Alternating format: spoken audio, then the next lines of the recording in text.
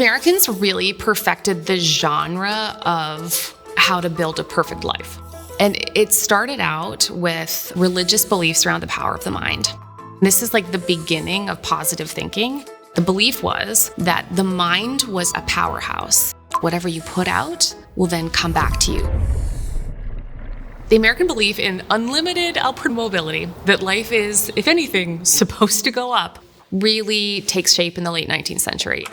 Fundamentally, this is a story about how culturally Americans adapted to city life. There is something about being very close to inequality, the very rich and the very poor, blocks away from each other, that prompts an existential question. Why them?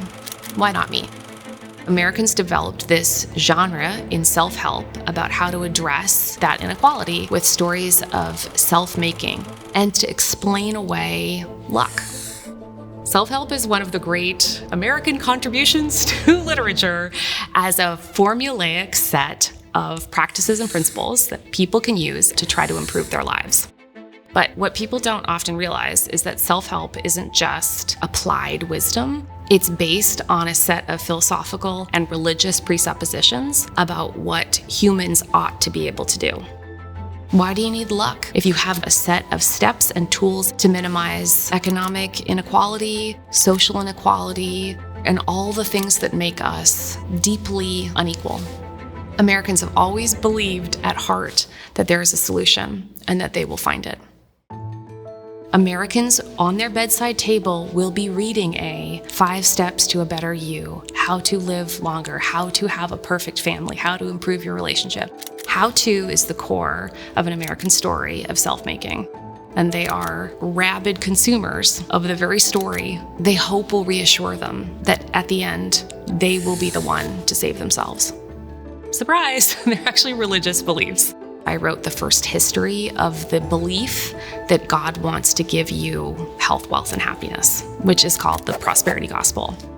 It's a story about faith, not faith as hope or belief, but faith as a power to transform their thoughts into reality. Good thoughts that can make good things happen.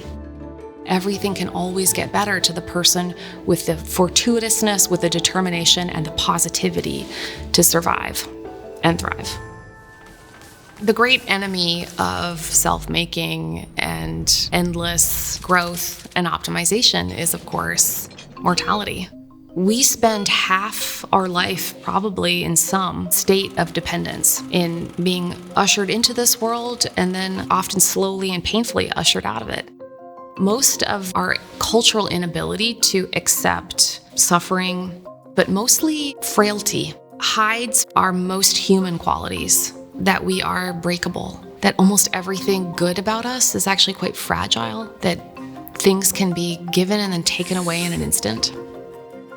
It takes a certain kind of existential posture to accept the world as it is. Finite, beautiful, terrible. What I really want is not that people might become very sad, but to reintroduce emotional and spiritual range. Can we be the kind of people who understand the power of despair and yet also the great beauty and sort of the infinite wisdom of each gorgeous thing we see? If we would stop convincing ourselves that our job is to solve everyone's problem, we would have richer lives. We would be more patient with the incredible variations of seasons we're going to experience in our own lives. And I think we'd have deeper relationships and witness the height and depth that we will all face as we walk the hard road.